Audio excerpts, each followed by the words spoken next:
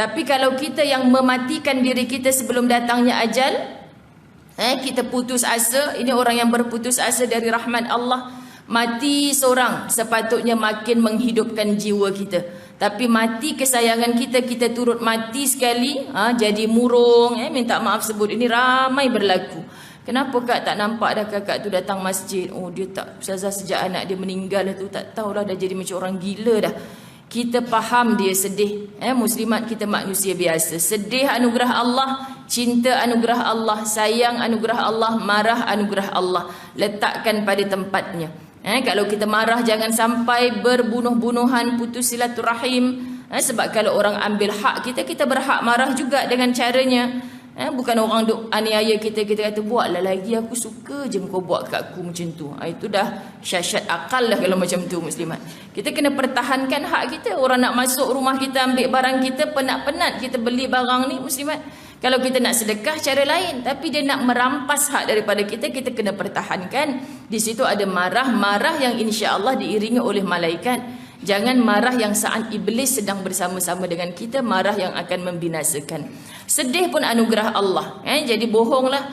Kalau suami meninggal, ustazah, nak alhamdulillah ke nak innalillah? Kan? Innalillah lah kak. Kenapa alhamdulillah pula? Ustazah Zai kan suka ngajar apa yang berlaku mesti alhamdulillah ala kulli hal. Jangan alhamdulillah kak kena pancung dengan mak mentua nanti. Kan?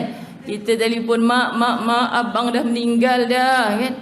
Alhamdulillah mak kan. Mak mentua kata ini menantu ke hantu ni?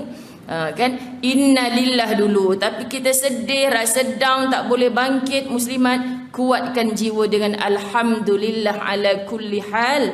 Puji Allah dalam semua perkara.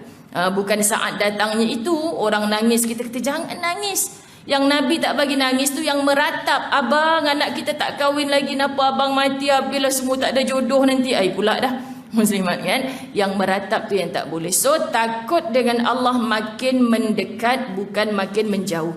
Tapi kalau kita takut dengan coronavirus, muslimat dirahmati Allah, tutuplah muka, topengkan hidung dan mulut kita bila bertemu. Nampak tak muslimat?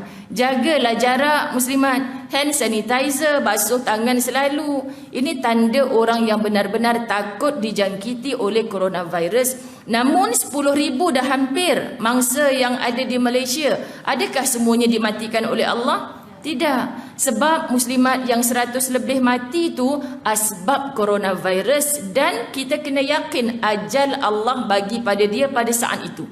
Sebab itu Masya Allah 900 orang lagi tak mati pun ustazah. Mu doa mereka mati ke? Kita doa mereka semua hidup sehat walafiat. Kita tak dijangkiti, mereka yang dijangkiti sehat. Boleh sempurna balik kehidupan, boleh beribadah balik kepada Allah. Tapi yang 100 lebih tu sebab ajal mereka. Ustazah kalaulah coronavirus tak datang pada suami saya maka tak mati. Jangan kata gitu kak. Kalau memang ajal dia pada tarikh sekian, waktu sekian, dia sedang tengok TV, pegang remote control depan akak pun dia boleh mati. Faham maksud muslimat Ini tanda iman, kekuatan kita bergantung dengan Allah. Sebab kesian ada orang yang berkalau-kalau, anak saya tak pergi keluar naik motor, tak kena langgar lori, mati ustazah. Tak cik, ajal dia tiba dah. Lalu Allah jadikan itu sebagai asbab. Sebab kalau Allah tak jadikan asbab pun jadi fitnah dunia pula muslimat. Pelik ni. Duduk saja-saja boleh mati. Orang bercakap juga tak muslimat? Bercakap. Sedangkan sihat pun boleh kena ajal, sakit pun boleh kena ajal. Sebab kita orang yang hidup. Dan orang yang hidup ini sedang dalam perjalanan menuju mati. Okay, muslimat. Jadi kalau hari-hari kita dihidupkan Allah, ingat mungkin subuh kejap lagi terakhir. Mungkin ini kuliah yang terakhir. Kita akan buat sungguh-sungguh. Nak tidur pun takut. Sekian dimaklumkan. Macam itulah muslimat. Okay? Baik, kita sambung. Ustazah Zai ni pelik-pelik ni, kalau dah lama tak datang dia jadi gitu. Pengertian haram. Bila agama mengajarkan kita ada khauf, takut, orang beriman itu pasti ada rajak. Sebab bahaya takut saja muslimat. Takut saja bahaya. Kan? Apa yang takut sangat ni? Cuba kita tengok kitab ni kata apa. Sifat takut yang berterusan, takut yang berterusan, sebab sebelum ni kita belajar tentang takut, pasangan kepada takut kepada Allah bagi orang beriman adalah raja', pengharapan. Jadi kitab ni bahas sifat takut yang berterusan juga menyebabkan seseorang itu jadi jemu dan tidak mampu untuk berusaha untuk ikhtiar. Faham muslimat dirahmati Allah? Takut je kan. Jom kak pergi, kita ada satu projek besar ni. Takutlah nanti kalau terlibat dengan rasuah ke. Atas tu muslimat dirahmati Allah, atas kita ada ramai orang kaya seperti Abdul Rahman Al-Auf yang hidup dengan penuh kekayaan. Muslimat punyalah berbangga dengan kekayaannya, bukan kufur tapi syukur. Berjalan siapa rakyat yang masih ada hutang tak mampu bayar, kan? Maknanya muslimat dia kutip orang-orang macam ni untuk biarkan mereka mati tanpa bebanan. So dia bukan dengan kekayaannya memberi manfaat pada dirinya saja, tapi juga kepada orang lain. Abu Bakar As-Siddiq kaya raya. Khadijah Al-Kubra 2/3 daripada bumi Mekah. Siapa tak kenal perniagaan Khadijah Al-Kubra? Saya bila diberi amanah muslimat dirahmati Allah, walaupun kita dah tahu kisah Khadijah Rasulullah daripada sekolah rendah dulu, tetap nak baca juga. Jadi masa di TV Al-Hijrah hari Sabtu lepas, dia minta kita bicara tentang Sri Kandi Wanita Khadijah Al-Kubra. Jadi baru kita nampak. So kita tamsilkan dengan keadaan hari ini. Orang businesswoman yang hebat, ejennya saja ada berapa ribu. Wah, tak cukup dengan tu dropship lagi kan. Jadi kita kata Khadijah ni bila didatangi oleh ejen seperti Nabi Muhammad sallallahu alaihi wasallam, dia jadi pelik. Ini manusia yang mana ni? Asal kita bagi amanah kat dia, balik tak pernah rugi. Keuntungannya luar biasa. Membiak-biak, terasa barakahnya muslimat dirahmati Allah. Jadi dia mengintai-ngintai siapa Muhammad. Merisik-risik siapa Muhammad.